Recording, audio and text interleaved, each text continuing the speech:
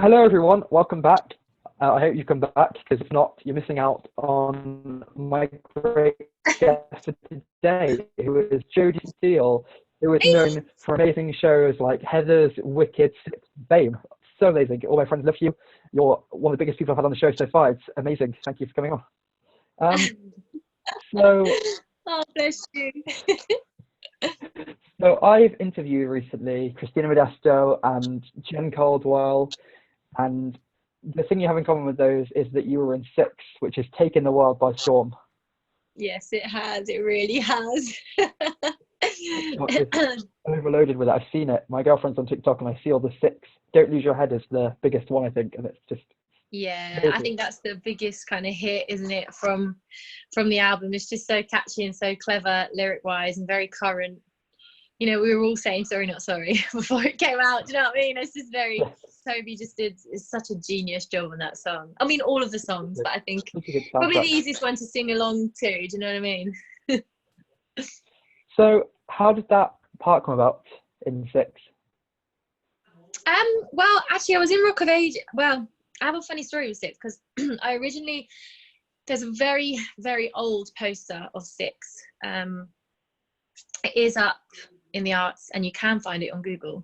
I might post it on my Instagram soon, actually, because it's just funny. It's me in the first ever original photo shoot of Six before it was even a show. And I think I might have been the more Bobo-y character because I had one space bun in my hair. And they actually offered me the job after the photo shoot. Like, do you want to come on board? And I was busy at the time and I couldn't. But I remember thinking, gosh, you know, what a brave choice of a show and idea and length of show and, you know, concept. Anyway, a few months later, and I was like, damn, I wish I'd have put everything else off and done that show. No, of course not, because I guess I wouldn't have done Heather's if I had done that. And Heather's is probably the show that's got the biggest place in my heart to date.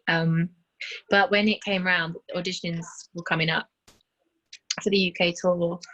And I love touring. And I just rang my agent. I said, hey, what can we do? So she rang back and was like, they want to see you. I was like, okay.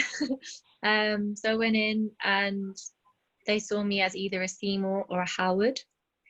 Actually, it was Luce and Bus who saw me as a Seymour, but Toby and everyone else was like, she's a Howard. And I think I definitely wanted to play Howard as well. And I wasn't expecting to get it at all. I was actually quite dreadful in part of the audition process.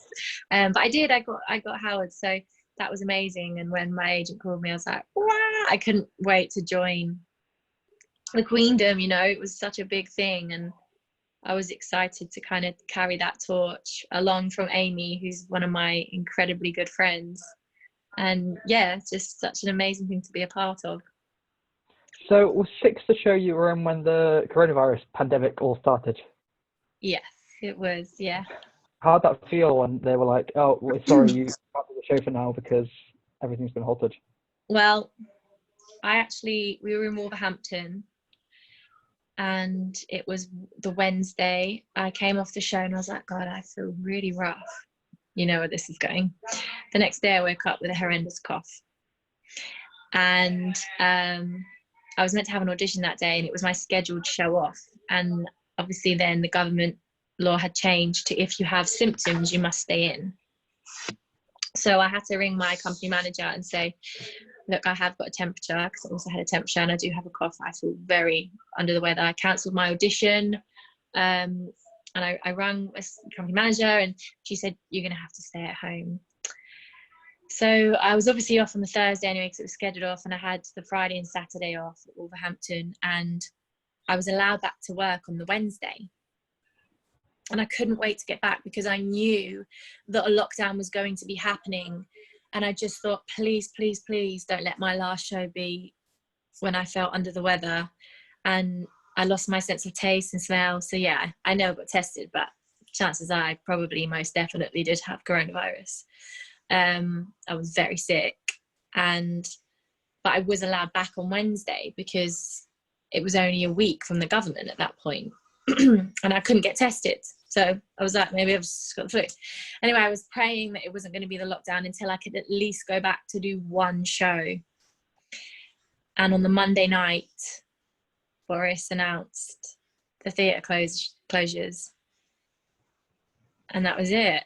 And so I didn't even get to do the last show with the girls because I had corona. That must have been so hard for you.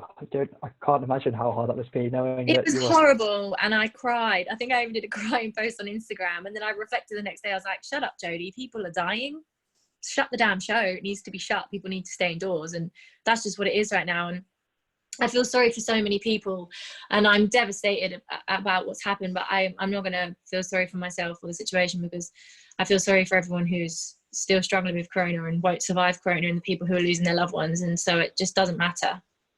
It becomes completely inadequate because it doesn't matter, because everything else matters more than people going to work. Do you know what I mean? So are there plans for you to go back to Six after the pandemic, or is it all up in the air still? Who knows? That's all I'm going to say. Moving on, quick. Moving on then, we should talk about Heathers, which you also said has a very big place in your heart. That you said that was one of the biggest shows for you. Yeah, Heathers was a dream come true. I didn't know much about the show, and then my boyfriend Liam Doyle, he did the workshop of Heathers at the other palace, and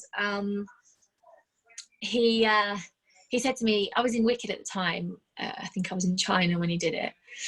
In fact, was it Philippines or China? Must have been China. And he said, you know, this is unreal. Like the fan following for this is just mental, Jode. You've never seen anything like it. And I was like, I need to check out this musical. So I watched the bootleg. Oh, I know that's naughty, terrible. Don't watch bootlegs, people. Delete them. And I fell in love with it. And everyone was messaging me like, Jodie, you need to play Heather Chana. And I was like, God, yeah, what a part. Like, well, people were messaging me before I actually watched the bootleg, and then after I watched the bootleg, I was like, oh. And I never thought I had a chance, and I sent the self-tape off, you know, keeping all limbs crossed, and I ended up getting the job, which is just mental. And I will forever be in debt of the whole Heathers team for giving me that opportunity. Andy, Kevin, Larry, Ken Wrights, Lloyd Webber, Paul Telemans. I will forever be in debt to them for giving me that job, because it's just one of the best things that's ever happened to me. So how long was it you were in Heathers for? I think we ended up doing about 9 to 10 months with both contracts, so it was a perfect length, really, to be honest. If they ever asked you to go back, would you? There's been it just depends. It depends on schedules. So you said, did you say you found out about it when you were in Wicked?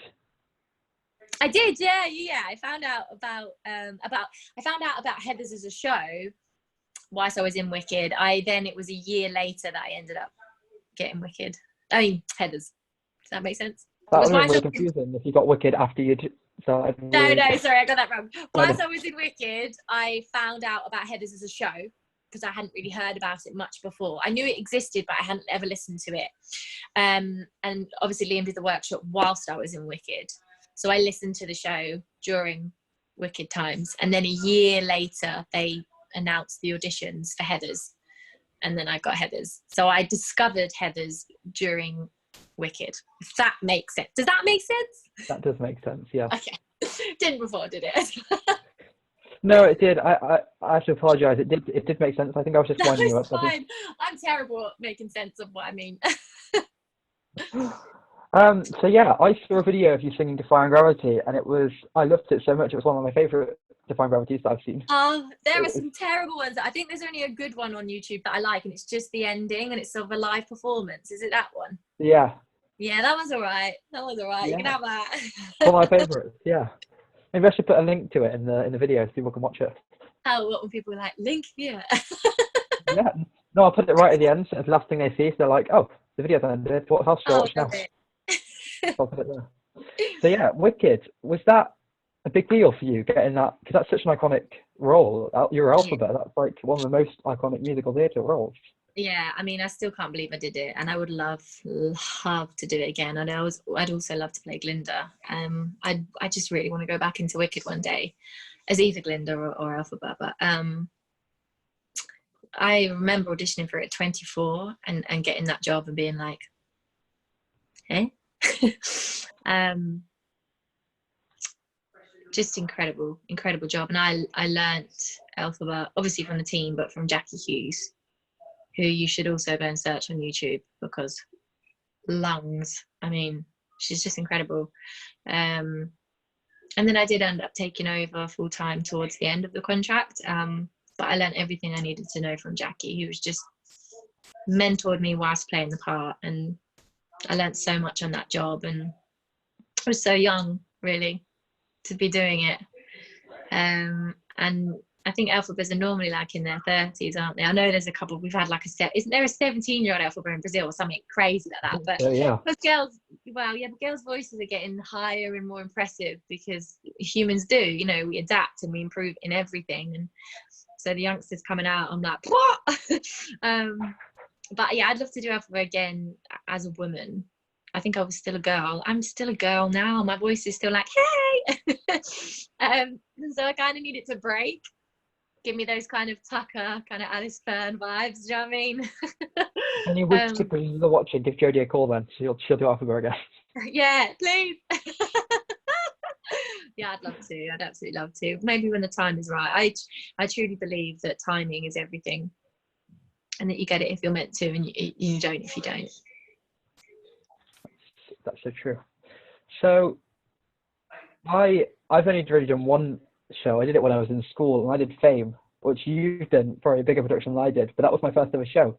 And I was just wondering what your experience was with being in that, because I loved the show so much. What was your experience being in it?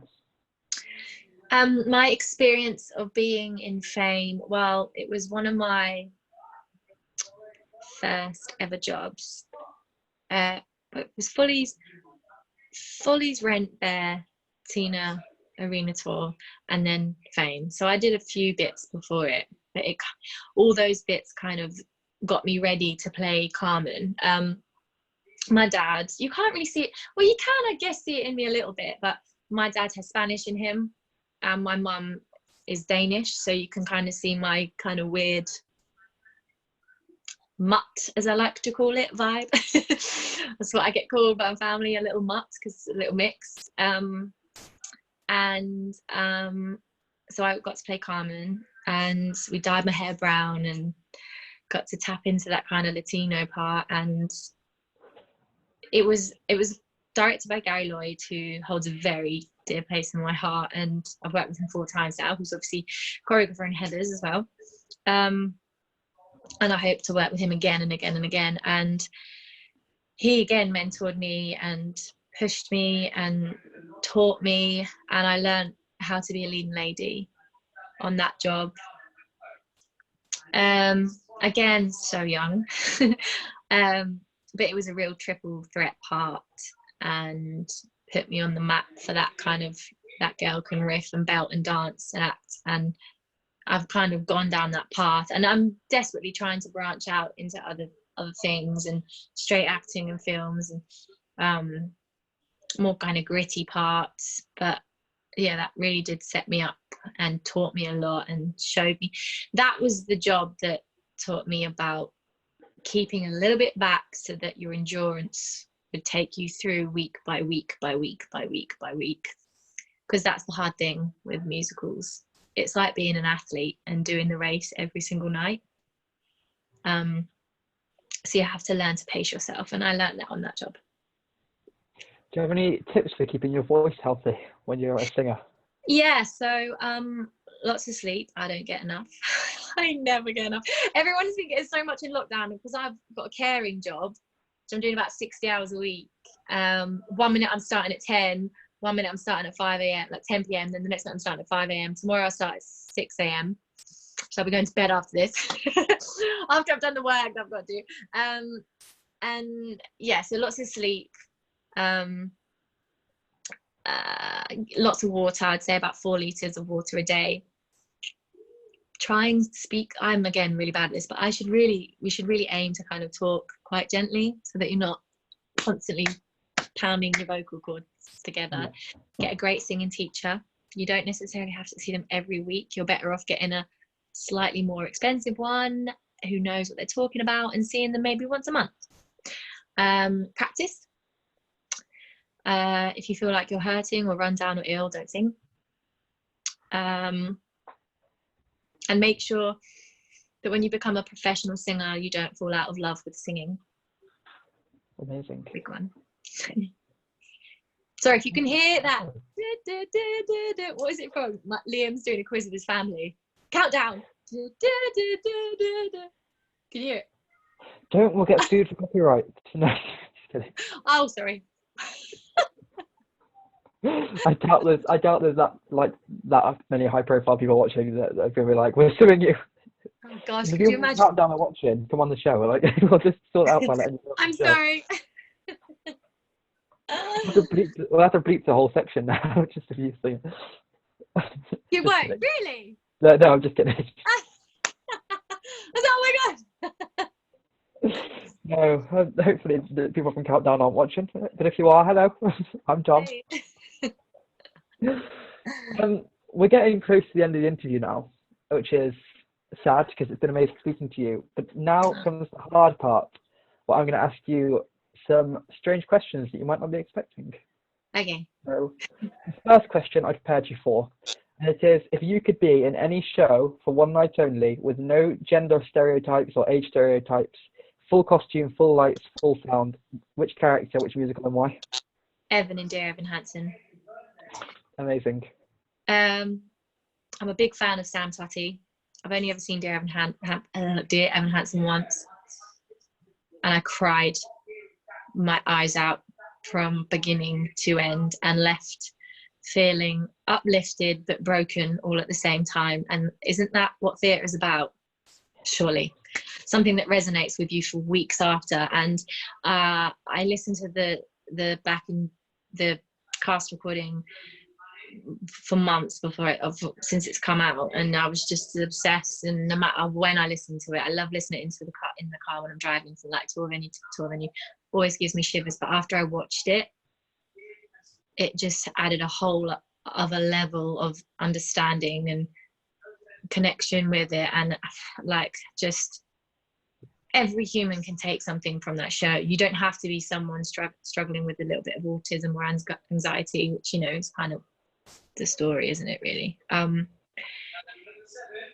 You can be a normal human being that has worries, or a parent or a child that has a strained relationship with a mum, or someone at school who's been bullied.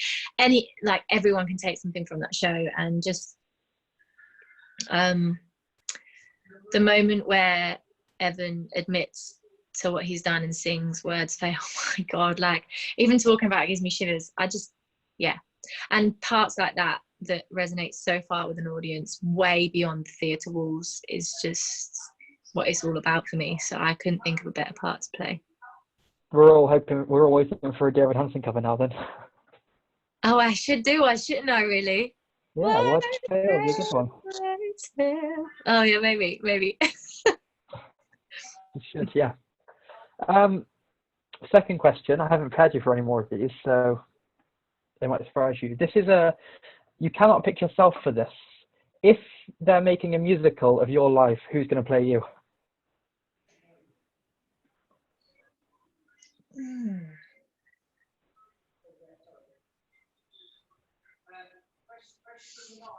Usually I've asked you now and you in the future. Lauren Drew. Good choice. Because she knows me inside out, and she loves me for all my flaws and my positives, and she gets how my head works, and she'd make me sound even better at singing. Oh, good choice. Next question is, this is a hard one. If you had to pick between only listening to one cast recording for the rest of your life, or listening to every cast recording but never going back to it ever again, what would you pick? Wait, Wait, so do I have to So you can answer either both? pick. No, so you can either. So the choice is you can either listen to one cast recording as many times as you want for your whole life, Yeah. or any cast recording, but you can only listen to it once. So you've got the choice Oh, of every. Once you listen to it, you can't go back to it. the latter, because new music is what excites me. So the latter, always keeping it fresh, even if I loved it so much. My Alexa's just gone. Alexa, stand by. I don't even Now know we're why gonna that get, went off. now we're gonna get sued by the Alexa people. Oh, sorry. No, shush. I'm sorry. No. Yeah, the latter. I just listened to it once, but then be able to listen to all of it, even if I loved it and wanted to listen to it again. You have to hear new things. So the latter. That would kill me because I don't know how I'd feel about not being able to hear Hamilton more than once. Or Dear Evan Hansen. Oh dear, Evan Hansen. Never hear words fail again. Um, next question is, if you had to pick between never hearing music again or never seeing colour again, what would you pick? Never seeing colour again. Is that an easy choice for you? You just... Yeah. I feel like I'm asking this question expecting like a, oh, but then I realise you're all musical theatre people, so you're going to be like, music, I want to listen to that forever. Like, Yeah. Music. Before I love musical theatre, I love music. Music has always been, because I was a singer-songwriter before I went into music theatre. It's my biggest love. 100%. Amazing. I'm trying to think if I've missed out any questions. Yeah, two more. If you had to choose between never singing again or being a badly singing sheep for the rest of your life, what would you pick? Badly singing sheep. You'd be a badly singing sheep, like, but you'd have to, like, if you choose sheep, you turn into a sheep. So you can remember eating normal human food, but you can never eat it again. You remember all the things. Yeah, screw it. I'd love to know what it feels like to be a sheep. I couldn't be me and not sing. I couldn't live my life without singing. Good choice. So I'd be a sheep instead. I love the reactions that I'm getting off everyone. I'm like, be a singing sheep, and they're like, oh, I was not expecting that at all. I was doing a Q&A, and I felt quite jealous because I did a Q&A with some of the Six cast, and there was one person that paid for a ticket, and he asked the question, if you could be a sandwich, which sandwich would you be? And I was like, why didn't I think of that? Oh, that's such a good question. What would I be? I'd be a wrap. I'd be a sweet chili chicken wrap. Yeah, but it's a wrap a sandwich. Yeah. Or I'd be a BLT. I love a BLT. Good choice, because I'm not accepting wrap. I'm sorry. Oh, sorry, BLT. Final question. If you could be any Disney princess, which one would you be and why? Brave. Merida from Brave. Good choice. Yeah, because she stands by what she believes in and she's not afraid to take risks. Good choice. We've come to the end, and it's really sad because it's been so much fun interviewing you. You've been amazing. I just called Meredith Brave, didn't I? I meant Meredith from Brave, but Brave. Merida. Yeah, it's been amazing having you come on the show. It's been fantastic. Thank you for having me, my darling. Final thing that I need to ask you, well, there's something I need to say to everyone before we finish, but I also need to say to you, what's your advice for everyone in lockdown now? Listen to your body every day. If one day you can get up and be proactive all day, great. If one day you wake up and you just want to watch movies all day on your sofa, also great. Because in a weird kind of way, hopefully we'll never get to do this again, where you're forced to stay at home without any distractions. So as well as using the time to be proactive and busy and achieve things, use it as rest. Amazing. You heard it from the superstar. Thank you for coming on the show. If anyone wants to follow you, how do they do that on social media? Oh, I'm on Twitter, Jodie Steele, and Instagram, Jodie Steele, JODIE SAMSTEELE. Okay, amazing. Just to let everyone know, this video is with the aim of trying to make money for acting for others. So I'm going to put a link in the description. I get to point out, which is fun because I've always wanted to do that. Do you have anything you want to say about acting for others? It's an incredible charity. I've done lots of things for this charity before, and I will continue to. Please support them if you can. They help so many people. So just please subscribe. Even £1 from you who's watching now. If 100 people watch this video, then that's 100 people. That's amazing. £100. Yeah. That's £100, isn't Yeah. it? There you go. Quick maths, Joe. That's £100 for such an incredible cause. So please, please, please. Yeah. Please. Everyone donate down below. So yeah. Thank you again. It's been fantastic. I'll finish off by saying to everyone that you just need to remember my one piece of advice that I say at the end of every video.